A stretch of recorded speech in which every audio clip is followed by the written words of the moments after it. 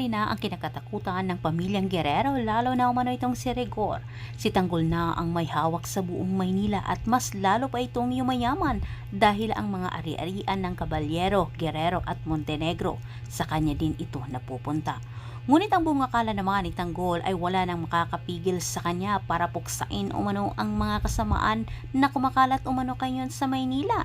Mas lalo pang dumadami ang mga kalaban ni Tanggol at kabilang na dito ang kanyang ama. Samantala muling kinumpronta naman ni Ramon at Julio itong si Tanggol. Sinubukan nila na baguhin ang pasya nito. Ngunit buo pa rin ang pasya ni Tanggol at diretsahan din niya ang kinompronta ang kanyang ama. Ayaw na umano ni Tanggol na maging parte sa pamilyang Guerrero kung ipagpatuloy pa nila ang masamang gawain. Pinapili na ngayon ni Tanggol itong si Ramon kung sino sa kanila ang kanyang pipiliin, ang mga ilegal na negosyo o siya na anak. Samantala sa kabilang banda, wala nang magagawa ang pamilyang Guerrero. Lubog na sila sa utang, wala na silang pera, desperado na silang lahat. Ngunit itong si Gustavo ay naninindigan na hindi umano niya babawiin ang mga ibinigay niya dito kay Tinding.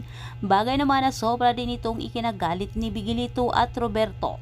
Napagkasunduan ng dalawa na sila ay gagawa ng paraan para umano itong si Tanggol ay maalis sa posisyon na kung saan sila ay lalapit umano sa mas mataas pa kay Tanggol at isisiwalat umano nila sa lahat. Ilalabas nila na itong si Ramon Montenegro, ang tatay ni Tanggol, ay totoong buhay at pinoprotektahan umano ito ni Tanggol.